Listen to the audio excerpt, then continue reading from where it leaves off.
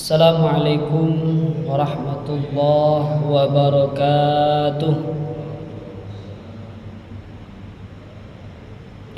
Alhamdulillahi rabbil alamin. Wassalatu wassalamu ala ashrafil anbiya'i wal mursalin wa ala alihi wa ashabihi sayyidina rasulillahi ajma'in.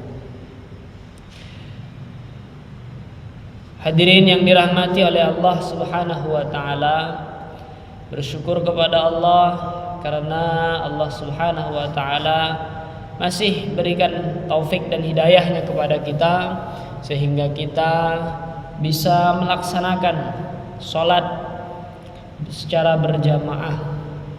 La haula wala quwwata illa billahil aliyyil azim.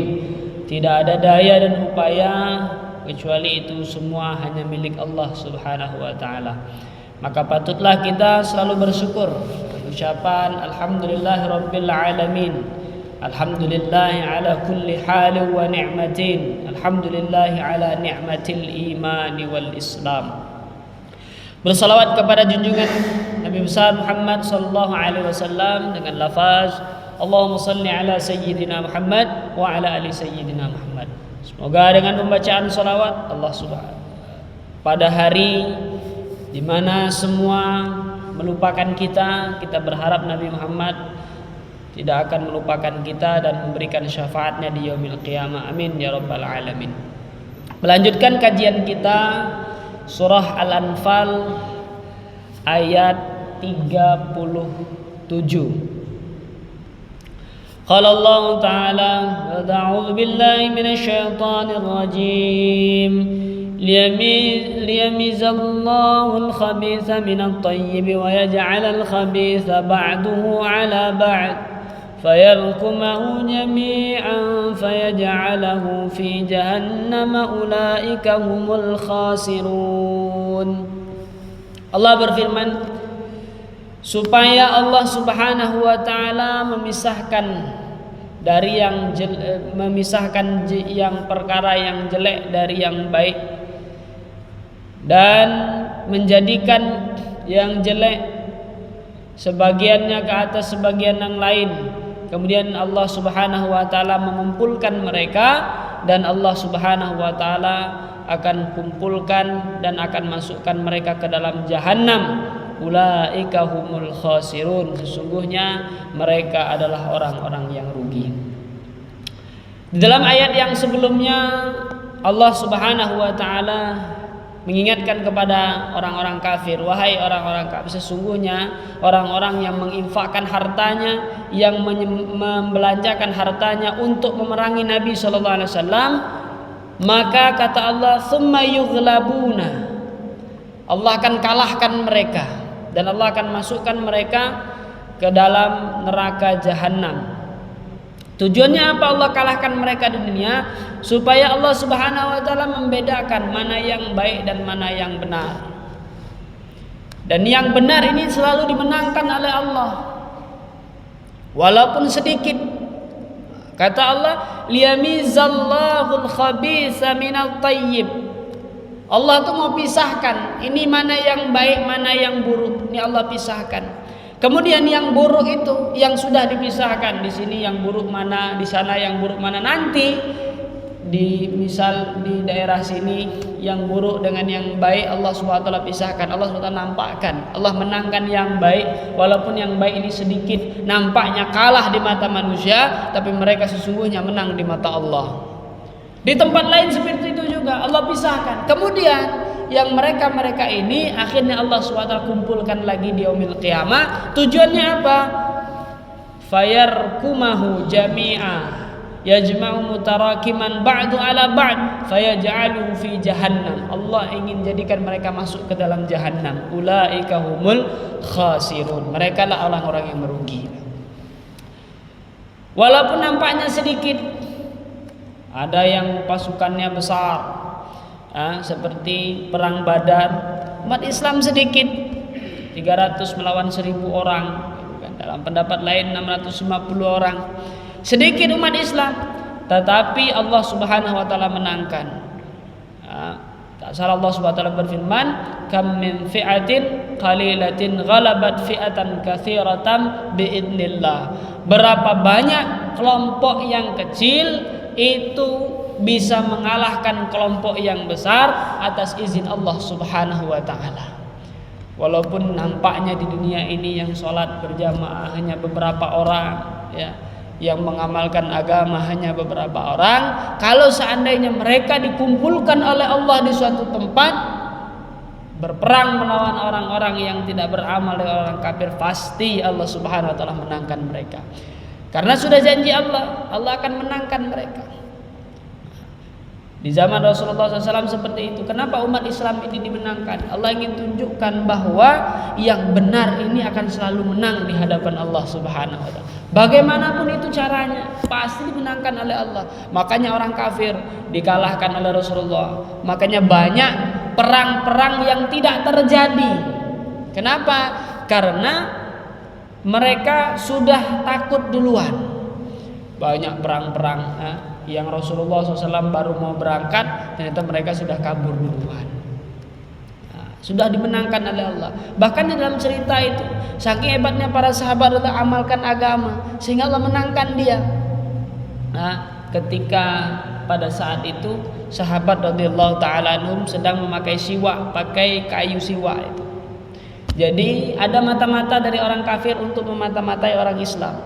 Ketika dimata-matai, dia lihat itu orang Muslim sedang duduk. Pada saat itu diperintahkan oleh Rasulullah SAW, kita bersiwak dulu semuanya. Maka semua sahabat itu berbaris bersiwak, menggosok giginya pakai kayu Arab namanya. Ada digosok-gosok. Orang kafir tuh lihat. Wah, akhirnya yang mata-mata tersebut lari, tukang langgang dia lari sampai capek. Kalau kata orang itu sampai menges napasnya tuh. Ngomong sama pemimpinnya, habislah kita, katanya. Habis kita ini. Orang Islam sedang ngasah giginya. Dia bukan hanya pedang, dia akan makan kita semua. Akhirnya apa? Pemimpinnya pun takut. Takut, akhirnya diperintahkan, udah kita mundur saja. Mereka bukan lawan kita. Akhirnya apa? Mereka pun dimenangkan oleh Allah dengan tanpa terjadi peperangan sama sekali. Di zaman Sayyidina Umar begitu juga, penaklukan Baitul Maqdis tanpa peperangan, Allah sudah menangkan duluan. Bahkan Sayyidina Umar menerima kunci itu sangat luar biasa. Sayyidina Umar yang pada saat itu jadi khalifah, pemimpin seluruh umat Islam pada zaman itu, menjadi khalifah, Khulafaur Rasyidin, berangkat dengan satu sahabat yang lain, cuma punya satu kuda. Maka dibuat keputusan, kata Sayyidina Umar, nanti 1 kilo, anggaplah 1 kilometer saya yang naik kuda, kamu yang nuntun. 1 kilometer lagi kamu yang naik kuda, saya yang nuntun. Wah, nggak bisa Sayyidina Umar, jangan seperti itu. Aku tidak mau menjadi pemimpin yang tidak adil di mata Allah Subhanahu wa taala. Maka berangkatlah seperti itu sesuai kesepakatan. Nah, 1 kilometer menjelang sampai di pintu Baitul Maqdis, pada saat itu yang jatah naik kuda itu adalah sahabat yang lain itu tadi, bukan Sayyidina Umar radhiyallahu taala. Maka Sayyidina Umar menarik kuda itu masuk ke dalam Baitul Maqdis. Ketika masuk menerima kunci, siapa?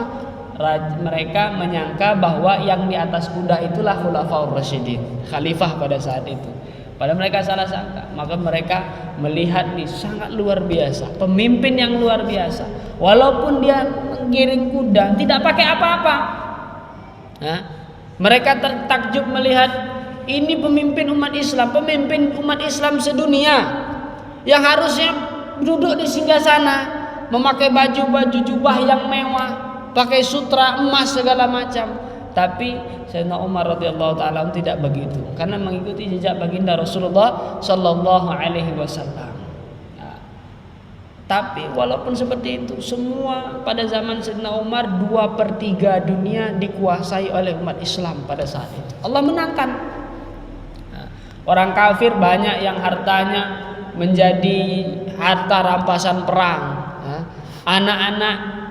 Anak-anak perempuan mereka, istri-istri mereka makan jadi tawanan, jadi budak-budak semua. Pada saat itu Allah menangkan umat Islam, masa kejayaan yang luar biasa. Kemudian Allah Subhanahu wa taala katakan dalam ayat selanjutnya, ini masih berhubungan. Allah ingatkan kepada mereka, kalau memang kamu tidak mau jadi tawanan, enggak mau jadi apa, maka Allah katakan qul lil ladzina kafaru, wahai Muhammad, katakan kepada orang-orang yang kafir itu, in yantahu, apabila kamu berhenti dari anil kufri, dari kekufuran, wa qitalin Nabi sallallahu alaihi wasallam, dan memerangi Rasulullah sallallahu, yughfar lahum, maka Allah Subhanahu wa taala akan ampuni dosa kalian, ma qad salaf, dan apapun yang sudah terlewat ini Allah ampuni. Janji Allah. Wa in ya'udu ila qital, tapi kalau kamu kembali lagi dalam keadaan kafir dan segala macam, faqad madat sunnatul awwalin, maka apa yang sudah menjadi ketentuan Allah, janji Allah sebelumnya, ancaman Allah kepada mereka akan berlaku seperti biasanya. Allah ingatkan, kalau kamu tuh mau berhenti, Allah itu janji. Maka yang mau berhenti itu adalah Abu Sufyan dan sahabat-sahabatnya. Pada saat itu Rasulullah Shallallahu Alaihi Wasallam menundukkan kota Mekah pada peristiwa Fathu Mekah. Tanpa peperangan, Nabi membawa 10.000 pasukan untuk berangkat haji. Ketika Nabi berangkat bersama 10.000 pasukan, maka orang-orang Mekah itu kocar-kacir. Dia mengatakan, matilah kami. Muhammad bawa pasukan, kita mati semuanya. Apa kata Rasulullah SAW? Yang mau masuk Islam aman, yang tidak masuk Islam pun akan aku jamin keamanannya. Begitulah Rasulullah SAW. Menang sekalipun tetap rendah diri. Yang pada akhirnya apa? Mereka pun akhirnya dikalahkan dalam keadaan hina. Abu Sufyan masuk ke dalam Islam. Kemudian bahkan Wahsy yang pada saat dulunya dia membunuh Hamzah radhiyallahu taala anhu, pamannya Rasulullah SAW sendiri. Bahkan Hindun yang memakan hati daripada paman Rasulullah SAW itu pun menyerahkan diri kepada Rasulullah, masuk Islam karena melihat bagaimana keagungan daripada sifat Rasulullah SAW. Maka mereka ini akhirnya diampuni oleh Allah, dan mereka pun mendapat derajat sahabat di mata Allah Subhanahu wa taala. Dan dosa-dosanya diampuni. Maka salaf, apa yang sudah terlewat min a'malim, Allah ampuni semua. Ada juga dia ini masuk Islam tapi enggak niat, cuman sekedar karena lihat-lihat kawan masuk akhirnya masuk juga. Itulah disebut dengan orang-orang munafik. Maka kata Allah, innal munafiqina, sesungguhnya orang-orang munafik itu masuk ke dalam neraka. Di mana? Di asfali fit darkil asfali minan nar, kata Allah. Di keraknya neraka yang paling bawah. Kenapa? Karena mereka telah mempermainkan Islam.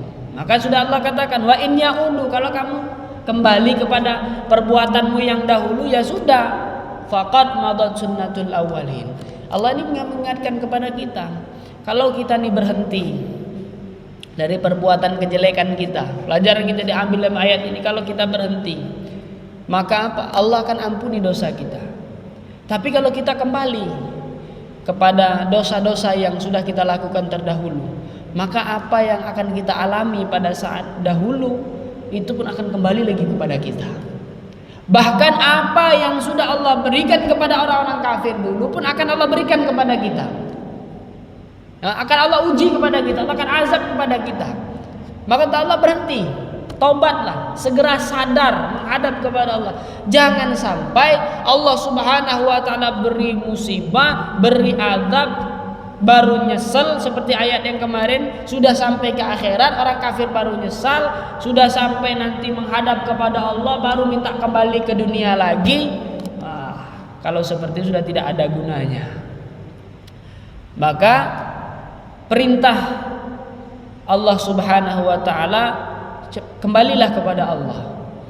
Ulama Nabi sallallahu alaihi wasallam katakan, ketika ada hamba Allah yang ia tersesat tapi kemudian dia kembali kepada Allah, bertaubat kepada Allah Subhanahu wa taala, maka Allah, senangnya Allah melebihi seorang ibu-ibu yang kehilangan anaknya kemudian bertemu dengan anaknya kembali. senang luar biasa, nangis seperti yang pernah diceritakan. Seorang ibu-ibu kehilangan anak-anaknya masih kecil. Para sahabat pun pada saat itu heboh mencari anak ibu tersebut. Ketika bertemu dengan ibu-ibu itu, ibunya nangis saking bahagianya bisa ketemu dengan anaknya. Sahabat yang menyaksikan pun menangis juga. Kenapa kalian menangis? Bahagia ya Rasulullah. Melihat ibu ini bahagia bertemu dengan anaknya, kami pun bahagia sehingga meneteskan air mata. Maka kata Rasulullah, ketahuilah kalau ada seorang hamba Allah yang ia tersesat, yang dahulunya dia tidak sungguh-sungguh, yang dulunya dia tidak beriman, yang dulunya dia tidak sholat, yang dulunya dia tidak puasa, zakat dan lain sebagainya, dia tidak semuanya, tetapi dia kembali kepada Allah, dia kerjakan itu semua, dia bertobat kepada Allah, maka senangnya Allah Subhanahu wa taala melebihi senang ibu-ibu tersebut, kata Rasulullah. Makanya Allah katakan saking senangnya Allah, yughfar lahum ma qad salaf. Allah akan ampuni apa saja yang kamu lakukan sebelum-sebelum itu. Allah akan ampuni kalau memang betul-betul kita bertaubat kepada Allah Subhanahu wa taala. Maka kalau seandainya setelah bertaubat baru beberapa hari kemudian dia meninggal, kan baru beramal dua hari, maka kata ulama katakan jangankan 2 hari, kata ulama ketika dia berbuat dosa sepanjang hidup, bahkan dia tidak pernah beriman kepada Allah, ketika meninggal diucapkan syahadat, dia menyerahkan diri dan dia masuk ke dalam Islam, belum sempat beramal, tapi apa kata ulama, maka keburukan yang pernah dia lakukan sebelum itu Allah akan ganti dengan kebaikan yang luar biasa. Itulah baiknya Allah, senangnya Allah. Terkadang kita ini tidak mau lebih memikirkan kesenangan diri sendiri daripada kesenangan Allah Subhanahu wa taala. Hidup ini kata ulama ada kebutuhan, ada keinginan. Kadang-kadang kita lupa dengan kebutuhan, sibuk asik ngurusin keinginan, sehingga apa, kebutuhan pun kita lupa. Jangan kalau kita lupa dengan kebutuhan di dunia, kita misalnya keinginan kita seperti ini seperti itu, ya kan, keinginan kita punya uang, anggapan seperti ini, kita punya uang hanya 1.000 rupiah, kita haus, butuhnya itu haus, maka kita hanya butuh air aqua gelas yang kecil aja jadi, artes yang segelas. Keinginan kita inginnya minuman yang botol-botol yang ada mereknya itu apa Mat? Fulvi orange. Pengennya itu atau pengennya Thai tea misalnya gitu kan ya Mat ya.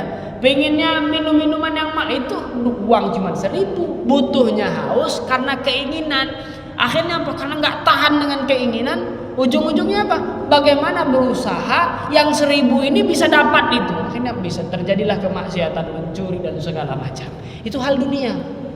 Sama dalam agama, kita inginnya santai.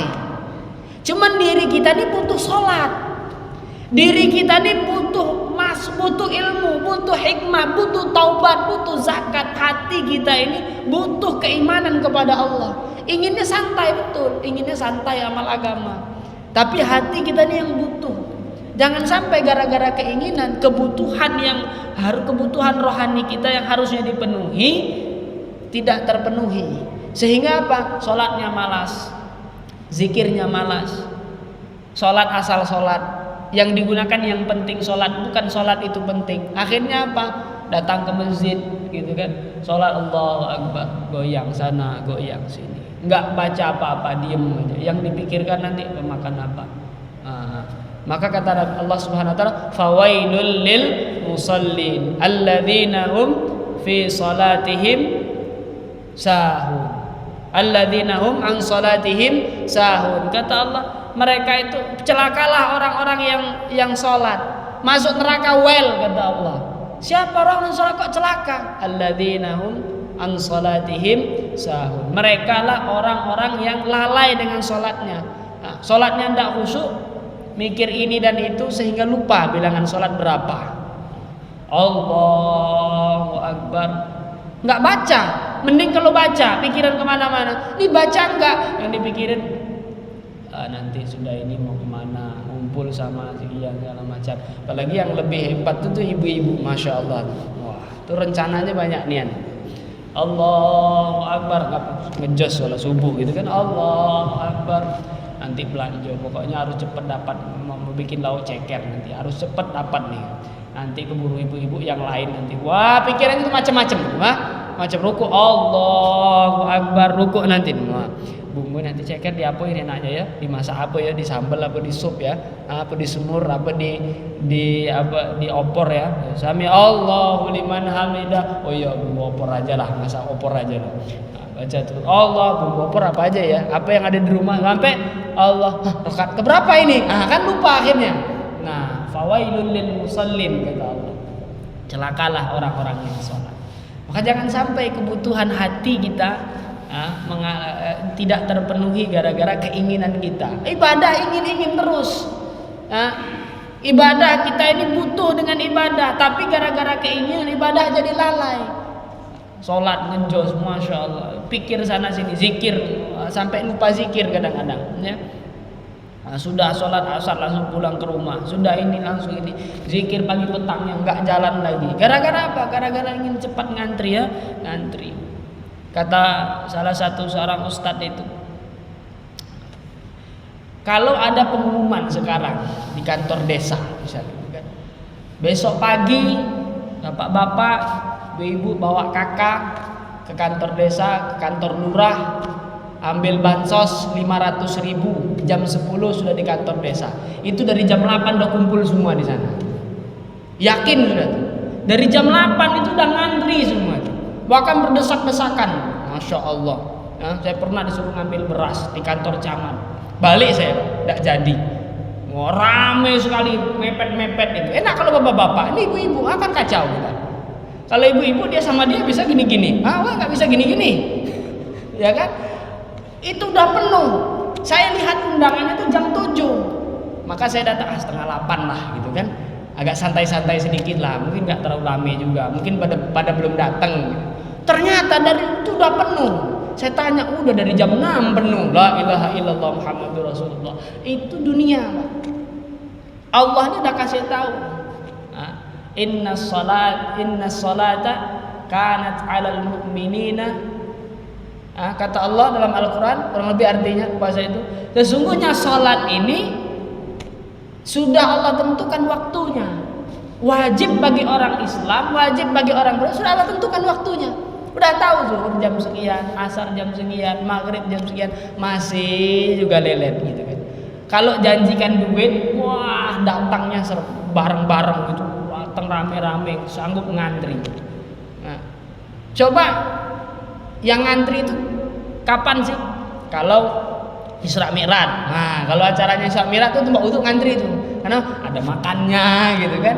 Itu tuh kalau ada hal-hal yang berbau keinginan tuh, wah itu rame, baru rame. Masya Allah. Wah, ketika Isra Mi'raj rame, tentang sholat rame. Siap sholat, ambil pelajaran dari sholat rame.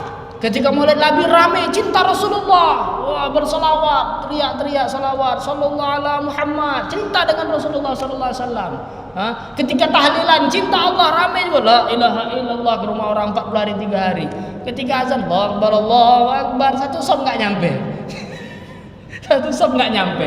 Allahumma sholli ala Muhammad. Mana yang katanya mengambil pelajaran dalam sholat? Mana yang katanya teriak-teriak murid Nabi cinta Rasulullah? Mana yang semangat tahlilannya la ilaha illallah sampai goyang-goyang gitu? Mana kok nggak muncul ketika panggilan Allah Subhanahu wa taala? Ternyata kita ibadah masih mementingkan keinginan kita daripada kebutuhan kita. Maka Allah katakan, sudah, kalau kamu itu mau kembali kepada Allah, yughfarlah. Itu semua yang kita lalu ini pasti Allah akan ampuni semuanya. Dah jadi hamba Allah yang sudah Allah Subhanahu wa taala senangi saja. Kalau Allah sudah ridho kepada kita, maka apapun urusan kita, apapun masalah kita pasti akan diterima oleh Allah Subhanahu wa taala. Nah, alhamdulillah, inilah kajian kita pada siang hari ini, semoga bermanfaat. Ada benarnya datang dari Allah, ada salahnya itu karena kebodohan saya. Kepada Allah saya mohon ampun, kepada hadirin sekalian saya mohon maaf.